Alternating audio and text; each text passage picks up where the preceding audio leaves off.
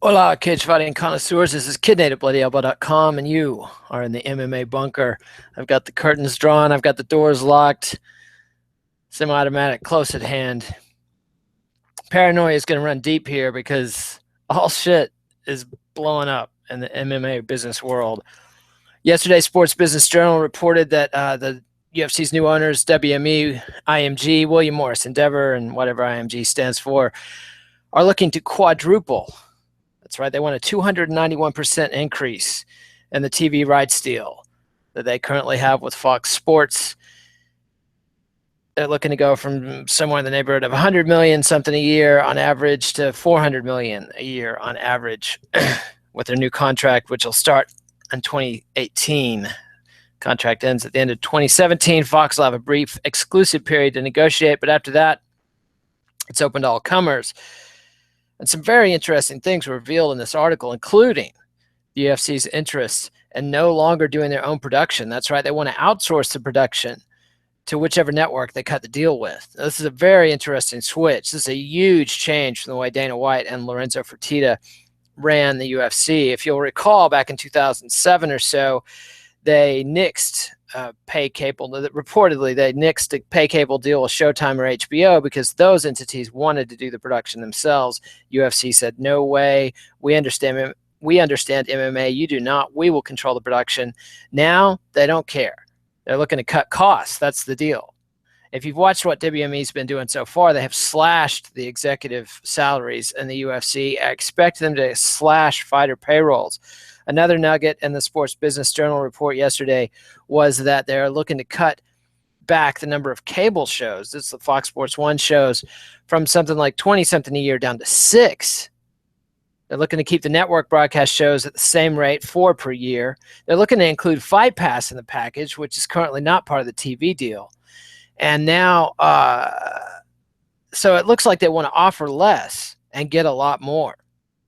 And the deal is, the TV marketplace is a very different thing from what it's been, because for years now, ESPN and others have been bidding up the rights to sports, live sports entertainment, because the thinking was that's destination appointment viewing. You can't cut the cable and still see your NFL games. You can't cut the cable and still get your NBA playoffs live. You can't cut the cable and get the college bowl games you want to see.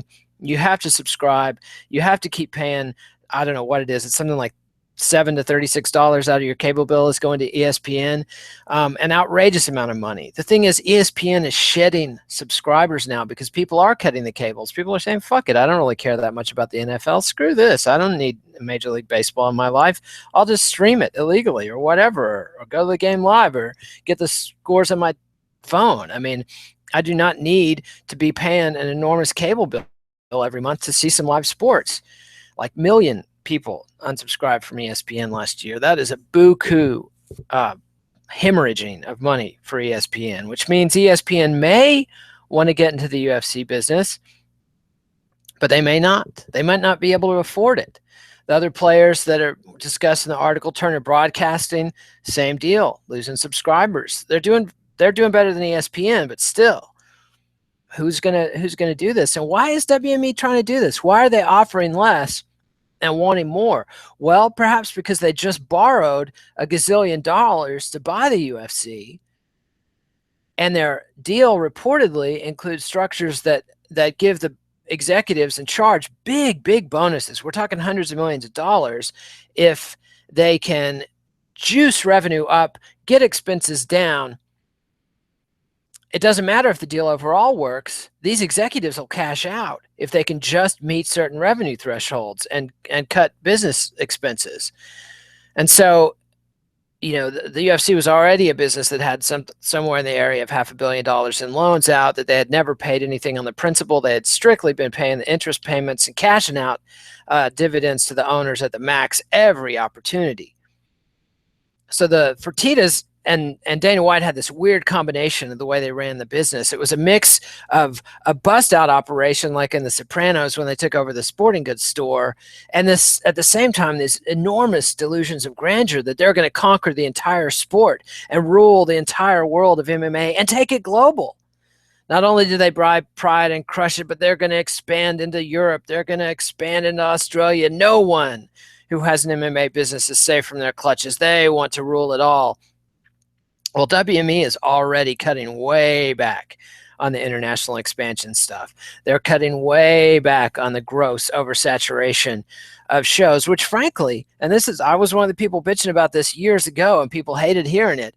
But around 2010, when the UFC organically peaked, before the Conor McGregor Ronda Rousey sort of second bubble, but when it organically peaked after 5-6 years of Zuffa rule, which I got to say, the first half decade of Zuffa ownership of the UFC was brilliant. Brilliant. They created a brand with enormous loyalty. It had become one of the biggest fads in North America. Bro, I train UFC, wearing the Affliction t-shirts and taking TRT and shaving your head and getting some tats and, watching the fights. Every fight weekend was a big party night. 10, 20 people would come over and watch the pay-per-view. And you had stars that grew organically out of the UFC. I mean, people didn't even really care who's fighting. It was, it's the UFC. They knew it would be delivering.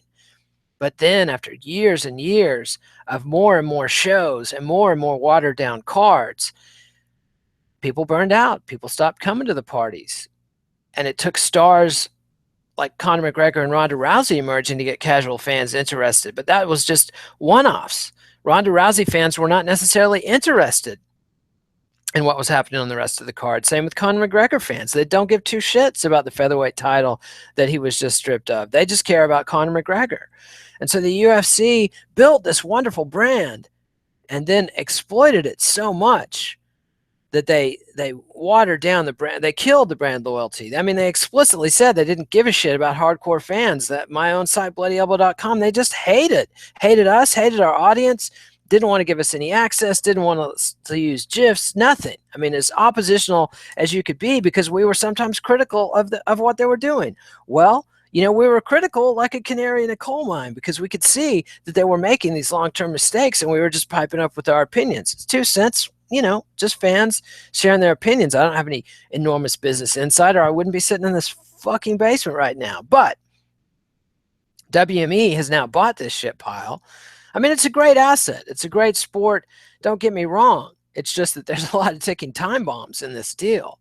And so the WME is in this position where they got the deal. Goldman Sachs had to twist and bend and do some contortions, allegedly, to get the deal approved because the amount being borrowed was so much higher in proportion to the annual cash flow and profit of the business.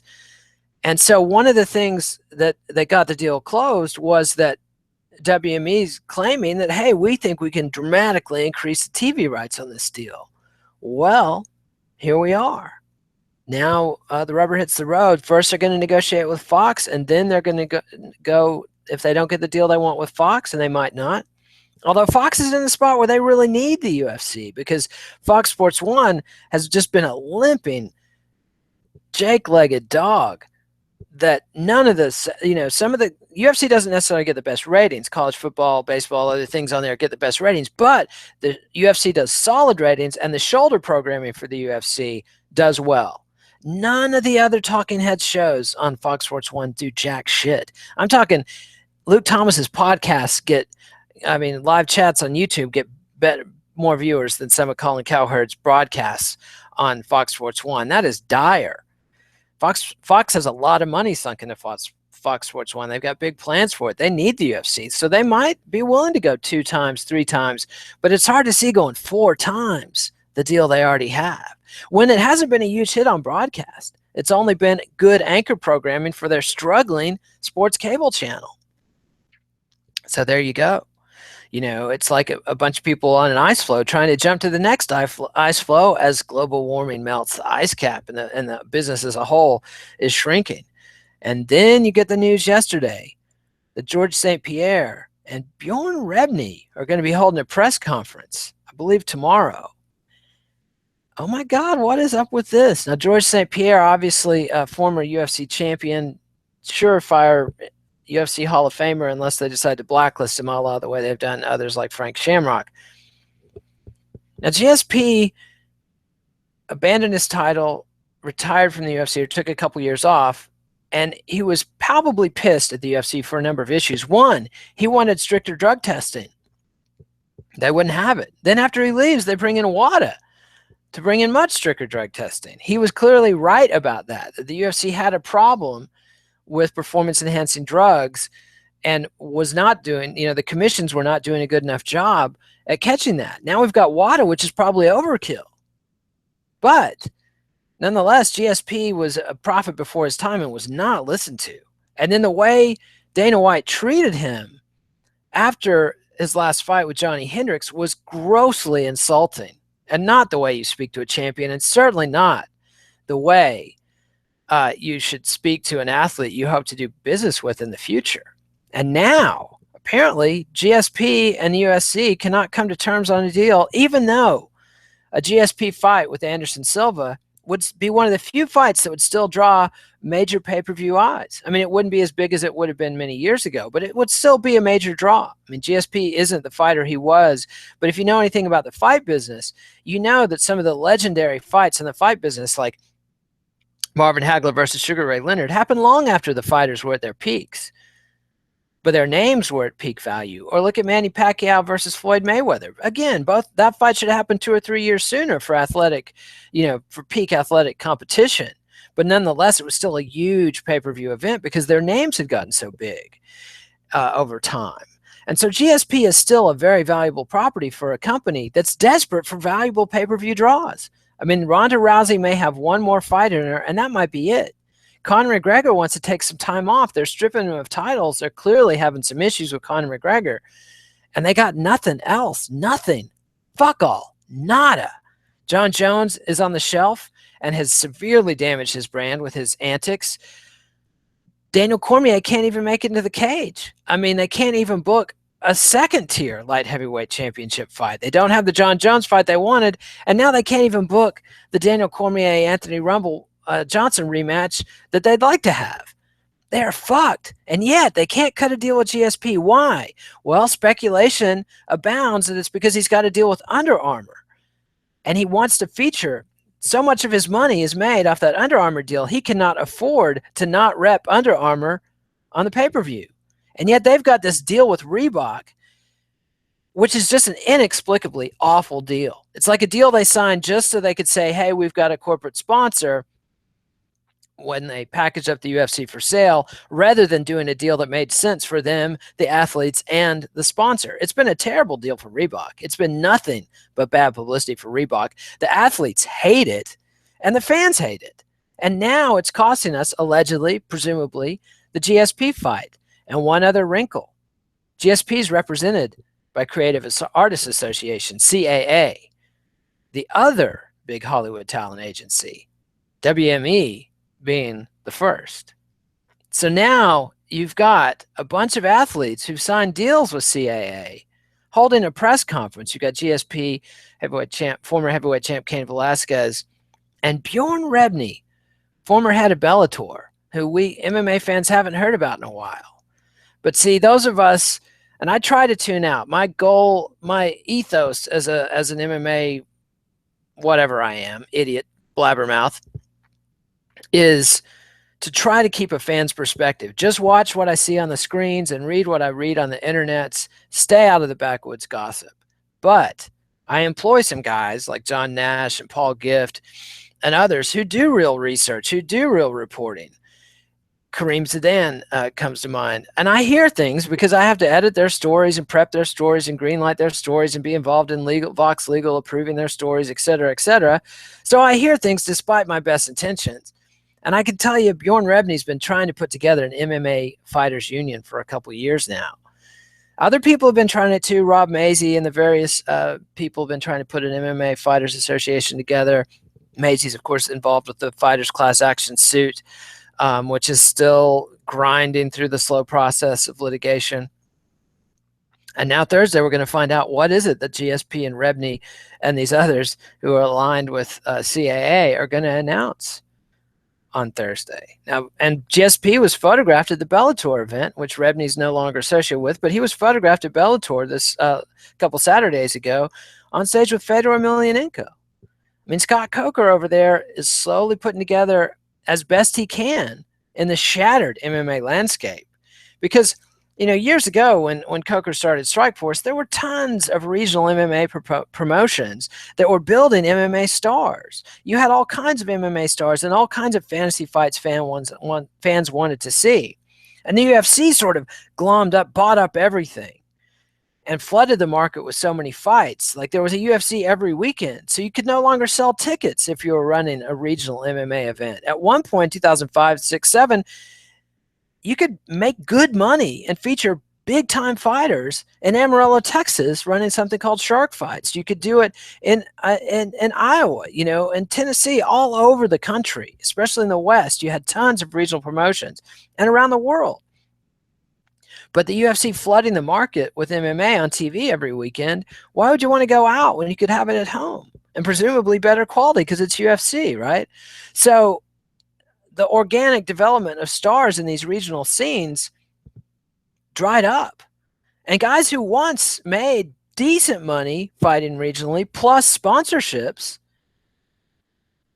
could afford to train more and more. And by the time they got to the UFC, they were full-time fighters. Now you've got dozens of people that are in the UFC who can't afford to train full-time.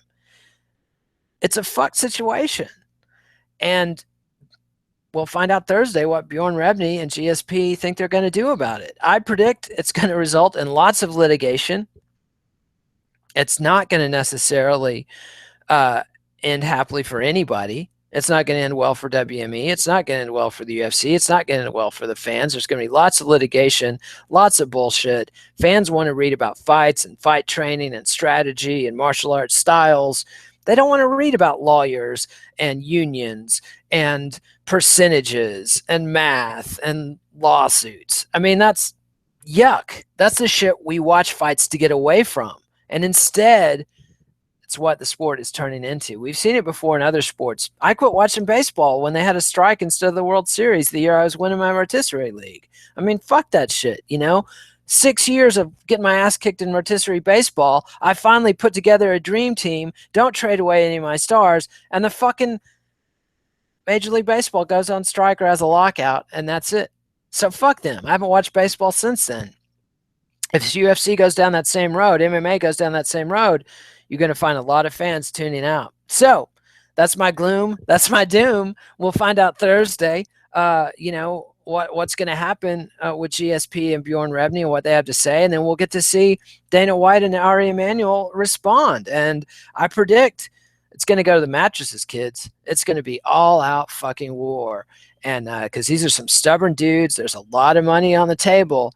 And they've already failed to negotiate with GSP, and now it's open war. So here we are. It should be fun for me. I don't know if it'll be fun for you, but, such as it is. So follow me on Twitter at Kidney8, read me at bloodyelbow.com, subscribe to MMANation.com on YouTube, subscribe to MMA Nation on iTunes, get the audio without the ugly, and we'll be back with the Care Don't Care preview for the flyweight tournament championship fight that's happening this Saturday with me and Eugene Robinson. Thursday, we'll have a special edition of If I Did It after the press conference with Alexi Old and Eugene S. Robinson. Zane and Connor will have the MMA Vivisection for the in-depth previews of the fights coming up this weekend. Then we'll have the 6th round, knuckle up, et cetera, et cetera. So, adios, MMA aficionados. We'll see you next time.